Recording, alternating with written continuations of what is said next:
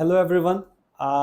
My self यश रजत और रौनक पांडे, जैसा आप सब जानते ही हैं। और मैं स्टार्ट करने वाला हूं इकोनॉमिक्स की एक journey on the YouTube channel, जिस पे कोशिश ये करनी है मुझे बेसिकली कि जितने भी क्लास 11th क्लास 12th के स्टूडेंट हैं उनको थोड़ी सी अपडेट नॉलेज सही दी जाए और ये समझाया जाए that what is the economics is all about in the context of class 11th and 12th।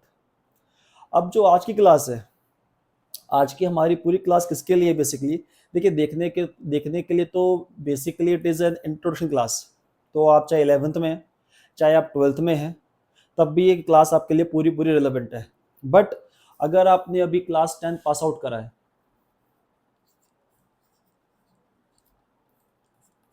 आप just class 10th pass out करके आए हैं और उसके बाद आपने इनमें से कोई एक स्ट्रीम पिक करी है, एदर कॉमर्स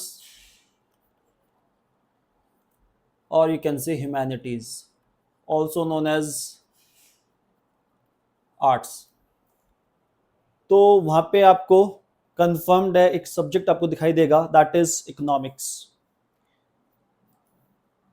प्रॉब्लम अब ये है मेरे साथ और बाकी टीचर्स के साथ जो इकोनॉमिक्स पढ़ाते हैं, हमें एक्चुअली उनको ये समझाना पड़ता है यार कि जो आप 9th और 10th में पढ़कर आए इकोनॉमिक्स, उसका 11th और 12th के इकोनॉमिक्स के साथ एक्चुअली कनेक्शन है नहीं।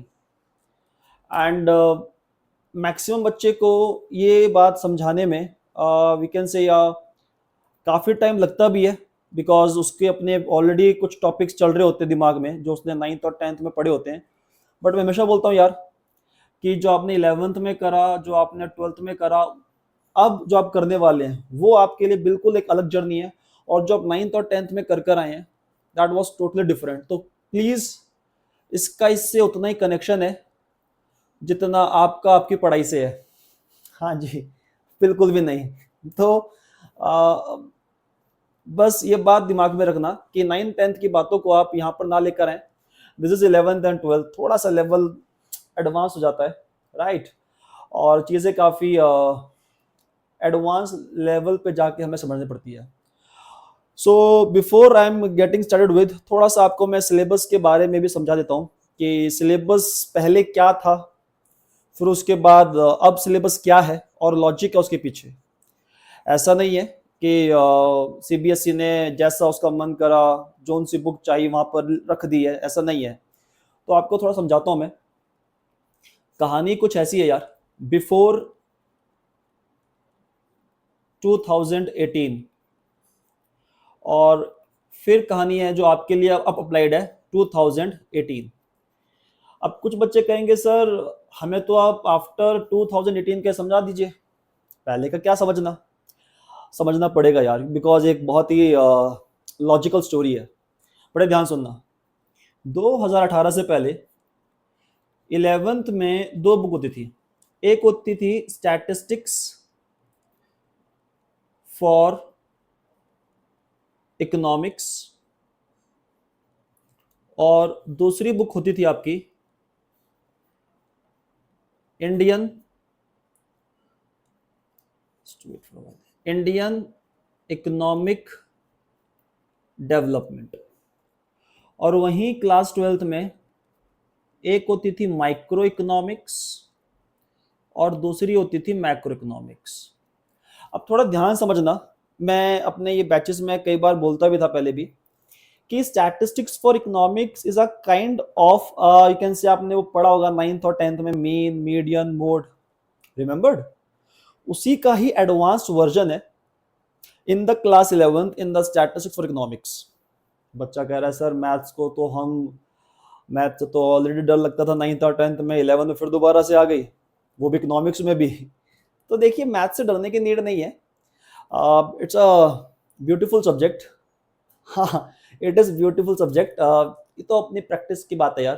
प्रैक्टिस करेंगे तो क्यों नहीं आसान बनेगा, बिल्कुल बनेगा। खैर, coming back to the topic, तो स्टैटिस्टिक्स फॉर इकोनॉमिक्स से मैं बात करता हूँ तो थोड़ा सा मैथमेटिक्स फील आता है।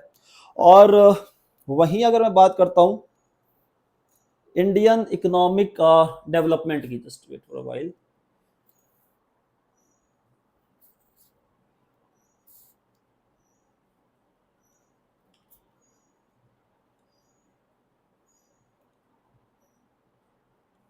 हाँ जी, तो अगर मैं बात करता हूँ इंडियन इकोनॉमिक डेवलपमेंट की, तो वो थोड़ा सा आपको बताता है अबाउट द इंडियन इकोनॉमिक्स की, कैसे इंडिया 1947 से लेकर 2024 तक ऑपरेट कर रहा है, कर रहा था और आगे ऑपरेट करेगा।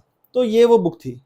अब प्रॉब्लम ये थी यार, अ, इन दोनों बुक का आपस में कनेक्शन कुछ बैठता था नहीं। एक फील दे रही है आपको मैथ्स की, सॉर्ट ऑफ, एक फील दे रही है आपको अबाउट इंडिया। अब कनेक्शन बिठाएं तो बिठाए कैसे? तो कनेक्शन एक्चुअली बैठ नहीं पाता था। वहीं the most two important books micro economics and macro economics, जिसमें मैं इतना बता देता हूं आपको भी, दैट माइक्रो को हम लोग पढ़ते हैं एट अ स्मॉल लेवल और मैक्रो को पढ़ते हैं हम लोग at a large level, right. तो स्मॉल लेवल भी लार्ज लेवल भी दोनों लेवल कहां डाल दिए? क्लास 12th में। अब वहां बच्चा कनेक्शन नहीं बिठा पा रहा था कि यार मैं स्मॉल लेवल पढ़ रहा हूं या लार्ज पढ़ रहा हूं। तो it was a sort of confusing syllabus earlier on, and finally CBSE ने सुना और समझा चीजों को, और चीजें चेंज करी हैं। और चीजें चेंज तो नहीं बोलूंगा, सॉरी, चीजें एक्सचेंज करी हैं। और एक्सचेंज कैसे कर दी? अब तो आई से अब 11th में यू हैव टू बुक्स, एक यहां से इधर आ गई, दैट इज माइक्रो इकोनॉमिक्स, और दूसरी ऑलरेडी वहां पे बैठी हुई है, आपका वेट कर रही है, मैथमेटिक्स स्टैटिस्टिक्स फॉर इकोनॉमिक्स, और वहीं क्लास 12th में मैक्रो, और दूसरी प्यार से बोलता हूं मैं IED, that is Indian economic development. और अब लॉजिकल भी हो गया, बताओ कैसे? देखिए, अब अगर आप ध्यान से देखेंगे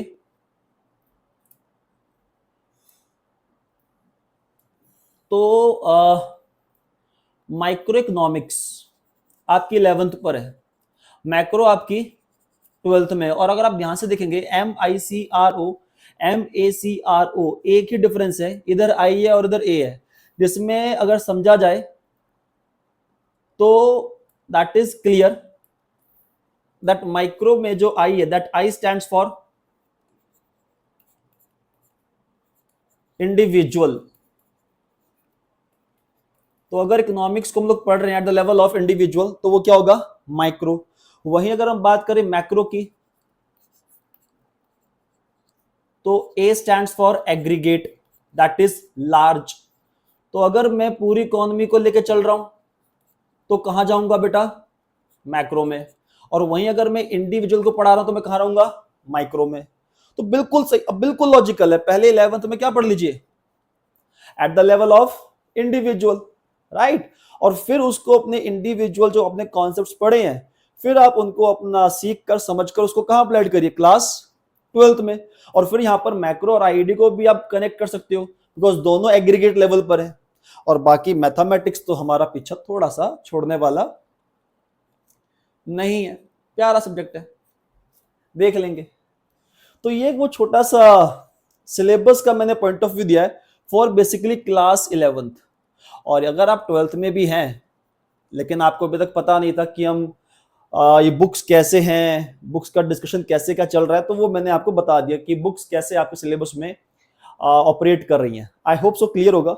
बाकी अगर कोई आपका डाउट होगा तो you can contact me for sure, no problem. चलें आगे, फाइनली करें स्टार्ट, पक्का? चलो जी, तो स्टार्ट करते हैं। And here is coming the first topic for you. Oh my God, ये क्या है सर? भाई अब देखो, ये तो आपके सामने है और इसमें पूरा फ्लो चार्ट आपके सामने है, जिसमें आपको मैं ये समझाने वाला हूं। स्टार्ट करेंगे इकोनॉमिक्स से। अगर आप यहाँ पे विजिबल हो, जो हमारा स्टार्टिंग पॉइंट है, पैसा है तो अरे अरे बीच में लगता है गाना चल गया। Wait wait wait wait wait, चलो कोई नहीं, देखते हैं दोबारा।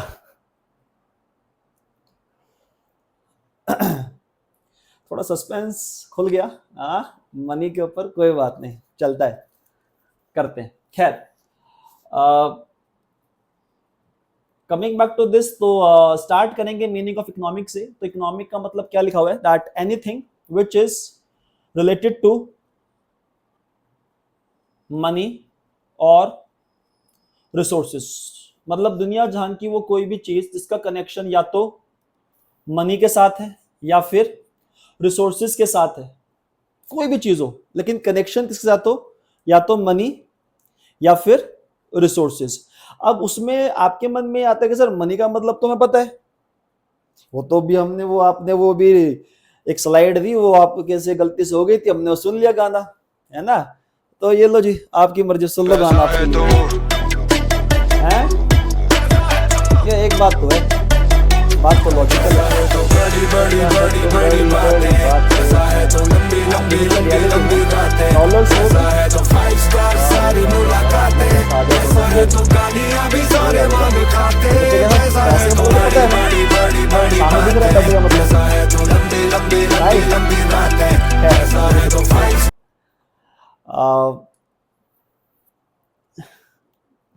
वो सुनने के लिए अच्छा है, बट इकोनॉमिक्स में थोड़ा समझ लेते हैं that what is the meaning of money. तो मनी समझने के लिए बेसिकली आपको सबसे पहले समझना पड़ेगा फंक्शंस ऑफ मनी। और देखिए 11th का टॉपिक नहीं है बेसिकली, ये एक्चुअली ना फंक्शंस ऑफ मनी की जब बात होती है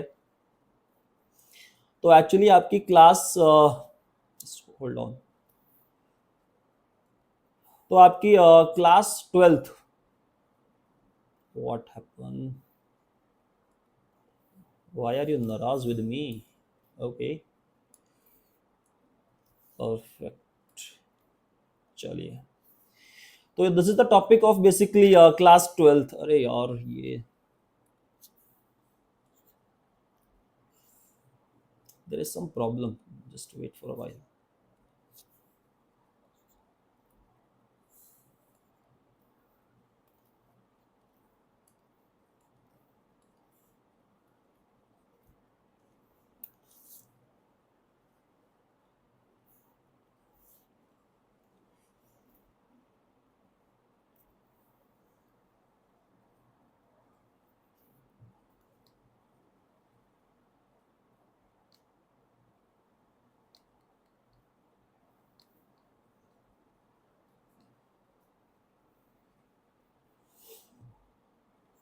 हाँ जी, सो क्लास 12th को लेकर बेसिकली हम लोग मनी की बात करते हैं, बट मैं आपको थोड़ा सा तो इंट्रो देता हूँ that what is the meaning of money.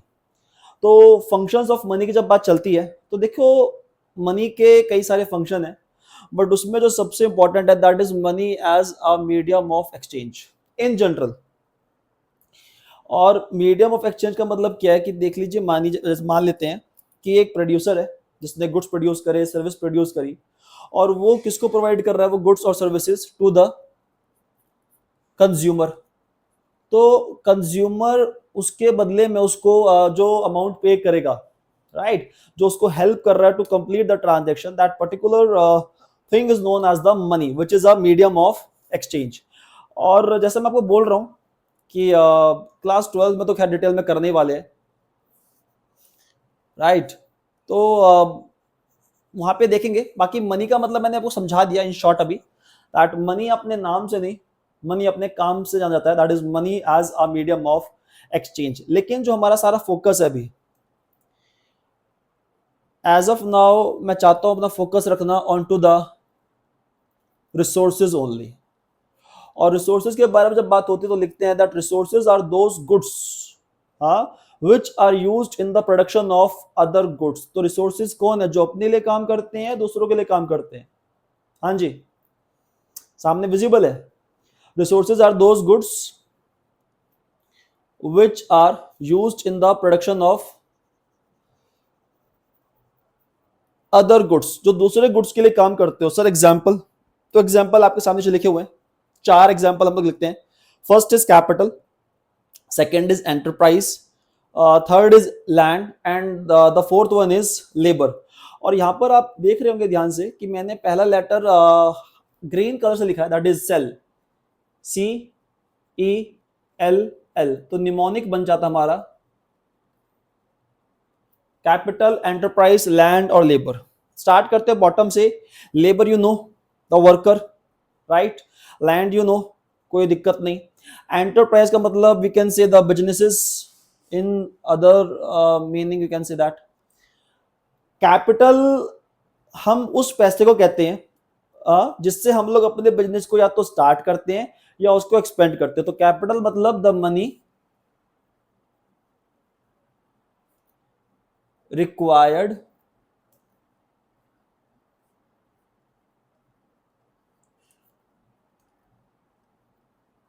To start और एक्सपेंड द बिजनेस, राइट। तो जो पैसा आपको चाहिए बिजनेस को स्टार्ट करने के लिए या उसको एक्सपेंड करने के लिए, प्लांट, मशीनरी, अगर एक मशीन है तो मशीनरी, ग्रुप ऑफ मशीन है तो plant, you know that, right. तो that is the meaning of capital. अब ये चार को, कैपिटल को, एंटरप्राइज को, लैंड को, लेबर को, हम लोग एक नाम से और जानते हैं, फैक्टर्स ऑफ प्रोडक्शन। क्या बोलते हैं बेटा? फैक्टर्स ऑफ प्रोडक्शन, बिकॉज इनके बिना प्रोडक्शन नहीं हो सकता, ये चाहिए ही चाहिए। अब एक बात बताइए मुझे आप, अगर मैंने आपको पैसा दिया, that is capital, right, business start करने के लिए, एक्सपेंड करने के लिए, तो क्या उस पैसे पे मैं ब्याज लूंगा नहीं लूंगा? बिल्कुल लेंगे सर, दैट इज इंटरेस्ट। कोई भी बिजनेस है, कोई भी एंटरप्राइज है, जब बिजनेस करती है तो क्या कमाना चाहती है? आई से प्रॉफिट, राइट। वहीं अगर मैं बात करूं किसी भी आई से लैंड की, तो अगर मैंने आपको लैंड पे रहने के लिए कुछ कुछ टाइम के लिए रहना अलाउड करा है, तो मैं आपसे क्या चार्ज करूंगा? Of course rent, right. अगर आप कहीं पे काम कर रहे हैं एज अ लेबर, तो मंथली अगर आपको पैसा मिल रहा है तो क्या होगा? बोलिए बोलिए। मंथली होगा तो सैलरी, डेली मिलेगा तो वेजेस, आई थिंक वही लिखा हुआ है, wages, salary, rent, profit, interest. और ये चारों को हम लोग बोलते हैं फैक्टर इनकम। और ये चार हैं आपके फैक्टर्स ऑफ प्रोडक्शन।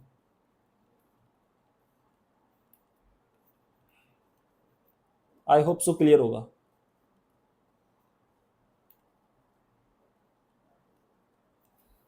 और अभी तक अगर हम बात करें, अभी तक हम क्या पढ़ चुके हैं? इकोनॉमिक पढ़ रहे हैं, जिसमें हमने पढ़ा economic means anything which is related to money और रिसोर्सेज। उसमें फिर सर आपने बताया कि मनी तो सर अभी तो 12th का टॉपिक है, डिटेल में क्या पढ़ना उसको, बट शॉर्ट में समझ लेते हैं दैट मनी अपने नाम से नहीं अपने काम से जाना जाता है। तो functions of money is very important, और उसमें से मैंने एक छोटा सा आपको कराया फंक्शन जो सबसे इंपॉर्टेंट है, that is money as a medium of exchange, जो हेल्प करता है किसी भी गुड्स को, सर्विस को बाय और सेल करने में।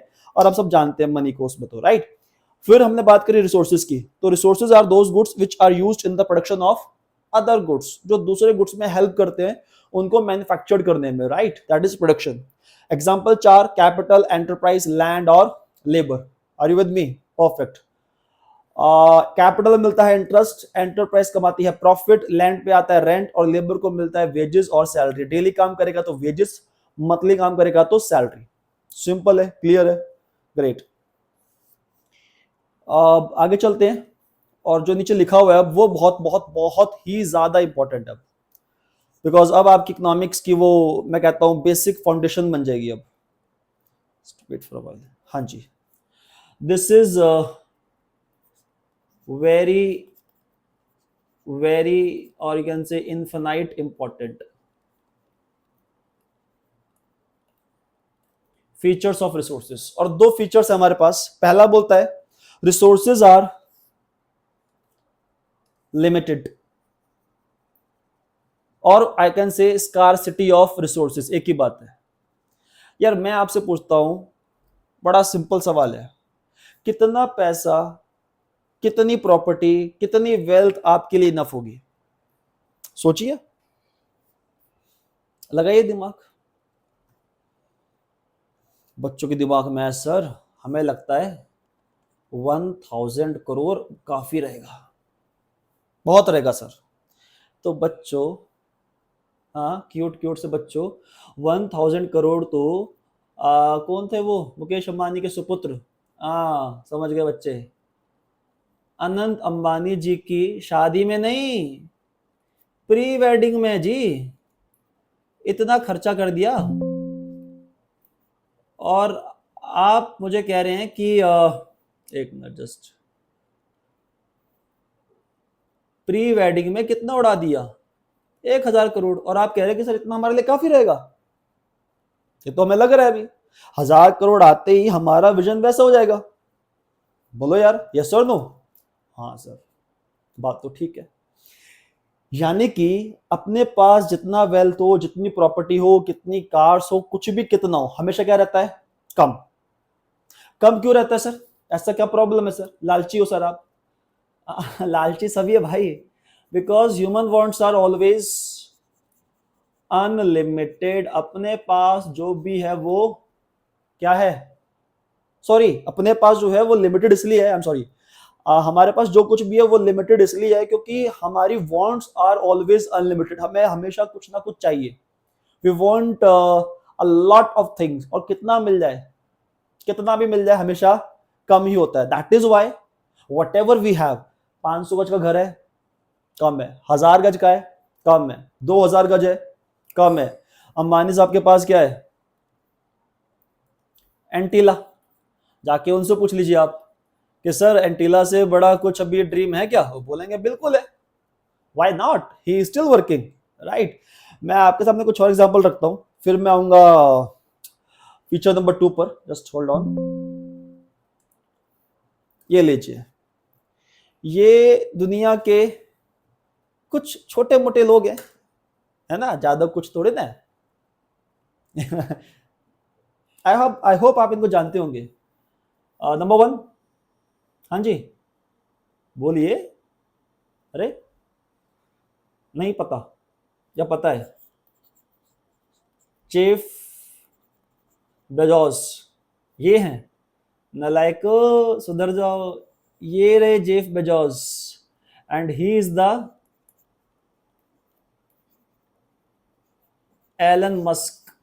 नलायको, तुम गलती मत कर देना।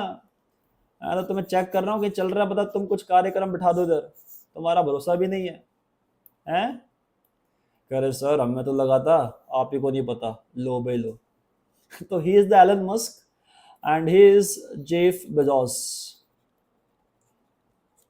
founder of, you know that, Amazon, right? और ये भाई साहब ऑफ, ये तो भैया आजकल टेस्ला एंड स्पेस एक्स। अरे सर इनको तो हम जानते हैं, हमारा जीवन बर्बाद करे हैं। Mark Zuckerberg, right, founder of, start करा था फेसबुक से, उसके बाद इन्होंने बना लिया भैया मेटा, और उसमें खरीद लिया है सबको। WhatsApp, Instagram, Facebook, in short जीवन बर्बाद करने वाला व्यक्ति। खैर, नॉट रियली लाइक दैट, ये तो हमारे ऊपर हम कैसे यूज करते हैं उसको। एंड नंबर 4, हर 90s का जो बच्चा है उसके दिमाग में इनका नाम जरूर आता है, Bill Gates, founder of Microsoft, you know that, right.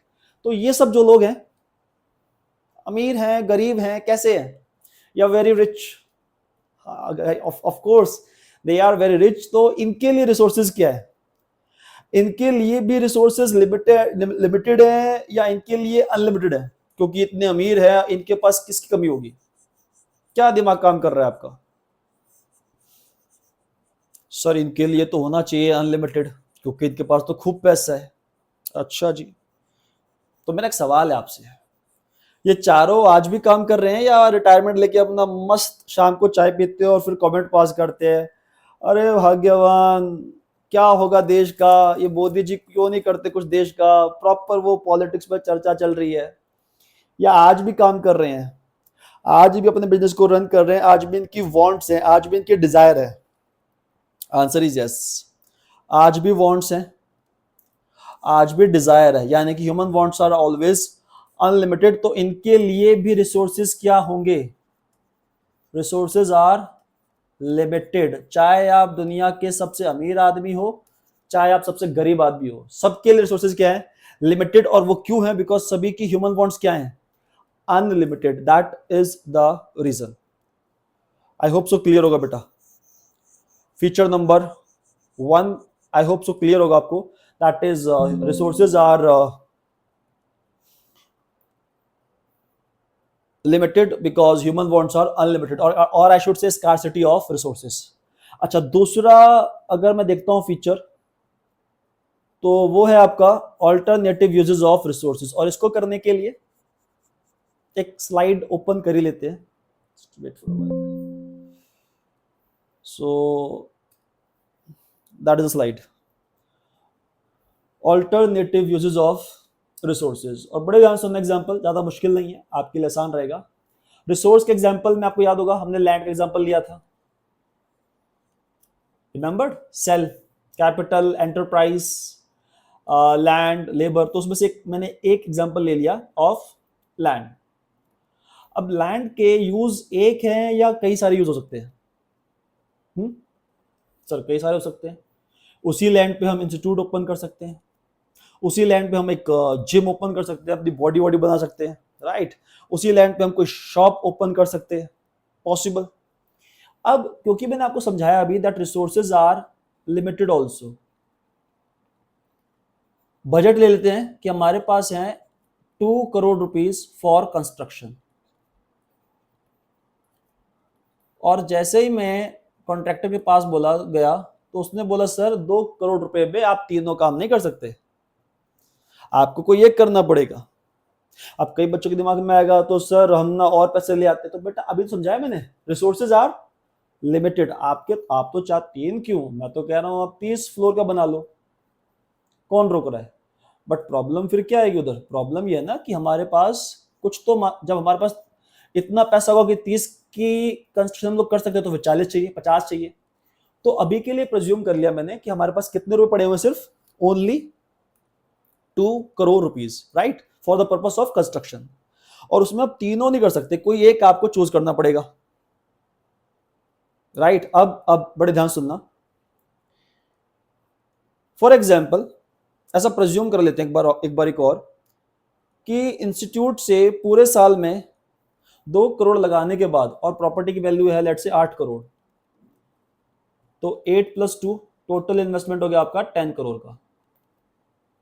That is 8 + 2. Institute पे आपको मिल रहा है लेट से 9%, शॉप में मिल रहा है आपको लेट से 8%, और जिम में मिल रहा है आपको 7%. थाला फॉर अ रीजन. खैर जोक्स अपार्ट, आगे चलते हैं, अपने टॉपिक पे रहते हैं. रहने दे भाई, नहीं लिख रहे, हम नहीं लिख रहे भाई. ये लो जी, रुक गए. तो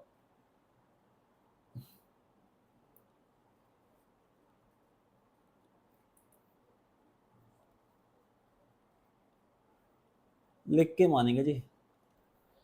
तो अब यहां तो साफ दिखाई दे रहा है कि सर हमें जो अगर देखा जाए 10 करोड़ का 9% अगर हम देखते हैं तो कितना बैठेगा. बच्चे कैलकुलेटर का लेके बैठ गए, अरे इतना के लिए क्या कर रहे हो भाई, 90 lakh, right. 7% is 70 lakhs and 8% is 80 lakhs. बच्चा कह रहा है सर इंस्टीट्यूट करने का है, पैसा वहां मिल रहा है सबसे ज्यादा 90 लाख. पर भाई आपको ये पता क्या चला? ये तो मैंने प्रेज्यूम करा था 9, 8 और 7. ये थोड़ी ना मुझे पता था कि रियल में ऐसा होगा. तो सर कैसे चलेगा पता हमें ये कि हमें कहां पर बेनिफिट ज्यादा होगा, कि मैं इंस्टीट्यूट ओपन करूं या फिर मैं आई से या जिम ओपन करूं. Just hold on.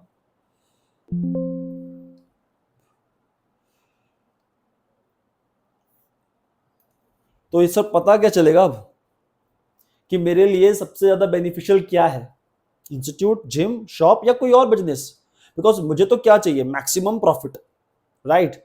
तो बेसिकली यहां पे एक प्रॉब्लम क्रिएट हो रही है. अगर आप ध्यान से देखें, जो मुझे समझ में आ रही है problem, that is problem of choice making. क्या बेटा? Problem of choice making. और चॉइस करना इतना आसान थोड़ी ना है, और वो भी तब जब हमारे 10 करोड़ रुपए लग रहे हो. फिर तो मैं ये चाहूंगा ना कि मुझे वहां से क्या मिले, मैक्सिमम प्रॉफिट. और मैक्सिमम प्रॉफिट के लिए तो फिर ये समझ आना चाहिए कि मुझे करना क्या है, इंस्टीट्यूट, जिम, शॉप या कोई और बिजनेस. तो ये एक प्रॉब्लम समझ में आपको आ रही है. प्रॉब्लम जो है, इस प्रॉब्लम का नाम है बेटा economic problem. The name of this problem is economic problem.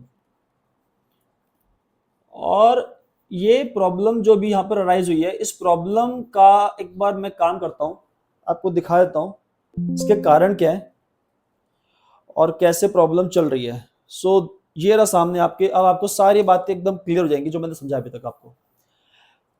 Economic problem क्या होती है पहले समझ लेते हैं वो। तो कहते हैं इकोनॉमिक प्रॉब्लम का मतलब क्या है। एलोकेशन मतलब यूज, क्या बेटा, यूज। किसका यूज करना है, लिमिटेड रिसोर्सेज का। हमारे एग्जांपल में लिमिटेड रिसोर्सेज क्या थे,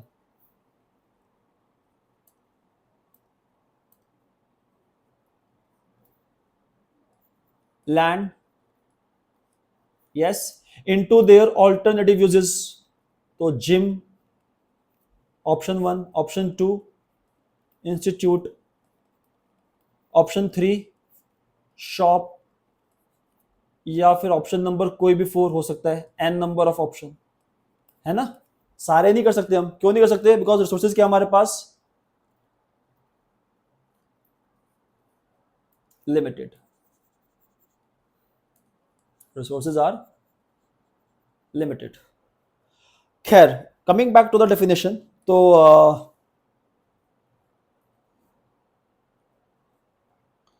use of, or I should say allocation of limited resources into their alternative uses in such a manner so that an individual may get the maximum satisfaction or maximum profit। अब ये बात आप बड़े ध्यान से समझना मैं क्या कह रहा हूं, कि आपके पास जो भी रिसोर्स है उसके कई सारे यूज है, और वो आपके पास जो रिसोर्स है वो बिल्कुल कम है, क्योंकि आपकी ह्यूमन वांट्स बहुत बहुत बहुत ज्यादा है। तो आपको अपने रिसोर्स को इस तरीके से यूज करना है कि आपको क्या मिल सके, मैक्सिमम सेटिस्फैक्शन, अगर आप एक कंज्यूमर है, राइट। और वहीं अगर आप एक प्रोड्यूसर है तो आपको क्या मिलना चाहिए, मैक्सिमम प्रॉफिट।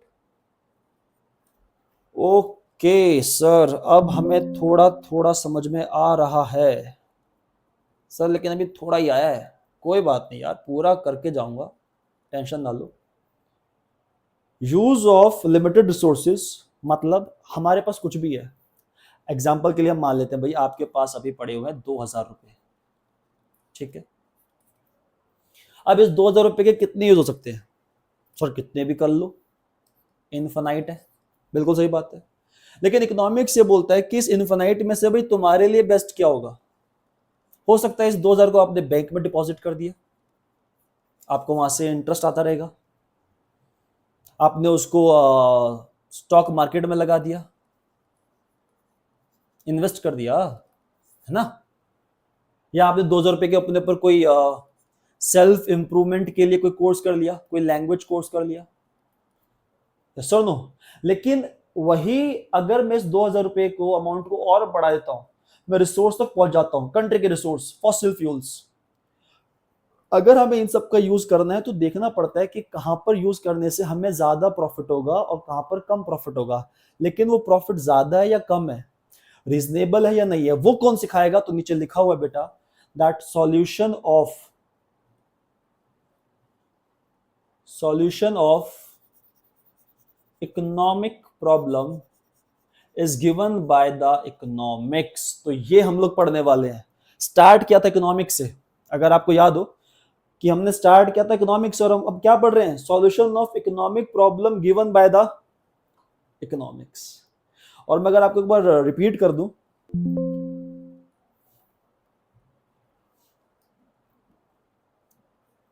तो हमने यहां से स्टार्ट किया था मीनिंग ऑफ इकोनॉमिक्स से, जहां पे हमने पढ़ी थी दो बातें, मनी और रिसोर्सेज। मनी क्लास 12 का टॉपिक, रिसोर्सेज पे हमने ध्यान रखा, उसको पढ़ा हमने।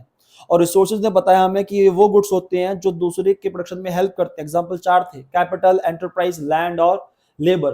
फिर उसके बाद 2 फीचर्स आए, पहला आया resources are limited, why, because human wants are unlimited. दूसरा क्या आया, ऑल्टरनेटिव यूजेस ऑफ रिसोर्सेज। उसमें मैंने आपको बताया बेटा, ऑल्टरनेटिव यूज ऑफ रिसोर्सेज में कि कोई भी रिसोर्स क्यों ना हो, एग्जांपल के लिए लैंड, उस लैंड पे आप कुछ भी बिल्ड कर सकते हो, किसी भी तरीके का बिल्डिंग बना सकते हो, बट जो चाहे वो नहीं बना सकते, बिकॉज रिसोर्सेज आर लिमिटेड। तो आपको डिसाइड करना पड़ता है कि ऑप्शन ए के साथ जाऊं, ऑप्शन बी के साथ जाऊं, या ऑप्शन सी के साथ जाऊं, बिकॉज आप तीनों तो नहीं कर सकते। Is it clear? तो अब किसी को सेक्रीफाइस करना पड़ेगा और किसी को पिक करना पड़ेगा, बट मैं पिक उसको करना चाहूंगा जहां क्या मिलेगा, मैक्सिमम प्रॉफिट। बट वो मैक्सिमम प्रॉफिट कहां होगा, वो मुझे कौन सिखाएगा? And that answer is given by the economics. वो आपको कौन सिखाएगी बेटा? इकोनॉमिक्स आपको सिखाने वाली है कि भैया तेरे लिए कौन सा बेनिफिशियल रहेगा। और सामने लिखा है आपके, देख लीजिए कि इकोनॉमिक प्रॉब्लम के कारण क्या, what are the causes. Number 1, human wants are, लालची लोग, मैं भी हूं, आप भी हो, सब है। Number 2, scarcity of resources, that is resources are limited. And number 3, alternative uses of resources, option A, option B, option C, and it can goes to option Z, that is infinity, right? तो ये है economics का meaning, जो मैं समझता हूँ कि काफी बच्चों को शायद उतना क्लैरिटी से नहीं आता है, तो मैंने कोशिश करी समझाने की मीनिंग ऑफ इकोनॉमिक्स। और एक छोटा सा टॉपिक मैं इसमें एड ऑन और करता हूँ, तो मेरा इंट्रोडक्शन विल बी ओवर। वो आपके सामने ये रहा, that is economy, that what do you mean by economy. Just 5 minute लगेंगे, ज्यादा टाइम नहीं है। तो an economy is a system which provides livelihood. अब लाइवलीहुड मतलब क्या होता है सर? लाइवलीहुड मतलब बेटा, अगर आपको अपना लाइफ जीना है तो उसके लिए काम करना पड़ेगा। काम करना पड़ेगा तो अब क्या बनाएंगे? या तो गुड्स बनाएंगे, या आप सर्विसेज प्रोड्यूस करेंगे अगर आप एक प्रोड्यूसर है, और अगर आप कंज्यूमर हो तो आप इनको कंज्यूम करेंगे। इसके बिना तो काम चलने वाला नहीं है। तो इधर कंज्यूमर और इधर प्रोड्यूसर, राइट? तो प्रोड्यूसर ने बनाया गुड्स और सर्विस और किसको बेच दिए? कंज्यूमर को। कंज्यूमर ने उसके बदले में उसको पैसे दे दिए। सिंपल है। हाँ सर, समझ में तो आ रही है बात, ज्यादा मुश्किल कुछ लग नहीं रहा इसमें तो। हाँ, है भी नहीं, मुश्किल है भी नहीं भाई। अगर मैं इसको थोड़ा सा एक और तरीके से समझाऊं कि कोई भी कंट्री अगर आपको रन करनी है तो इट इज वेरी इंपॉर्टेंट कि वहां पर आप क्या करें, production of goods and services. बिना गुड्स बनाए, बिना सर्विस बनाए कोई भी कंट्री ग्रो करने वाली नहीं है। अगर आज यूएस नंबर 1 है तो नंबर 1 क्यों है? Population nearly 35-34 crore. मुझे एग्जैक्ट याद नहीं है, एक आइडिया बता रहा हूँ। लास्ट मैंने 33 पढ़ा था शायद। फिर भी number 1 India 150 crore. Still I think we are at number 4, I think, pardon me if I am wrong, but I think we are number 4। और वो मोदी जी ने बोला है that we are aiming to the number 3 in his third term by 2029, और bye 2047 तो number 1 बनने का उन्होंने बोला है। देखते हैं बाकी क्या होता है। खैर, यूएस नंबर 1 कैसे बन जाता है? तो यूएस नंबर 1 बन जाता है because of the quality of the goods and the quality of services. आप अपना फोन देख लीजिए सर, हमारे पास तो ना सर आईफोन है, लो जी, कहां से आ रहा है? यूएस। अभी जो मैंने आपको वो गरीब लोग दिखाए थे सारे, मार्क जगरबर्ग, हाँ, एलन मस्क, जेफ बेजोस, हाँ, Bill Gates, Warren Buffett, number 1 investor in the world, सारे कहां से हैं? यूएस। तो वो सर्विसेज में आप देख लीजिए, इंस्टाग्राम, फेसबुक, यूट्यूब, जहां पे हम आप ये मेरी वीडियोस देख रहे हो, सब कहां पर, किसने, कौन प्रोवाइड कर रहा है?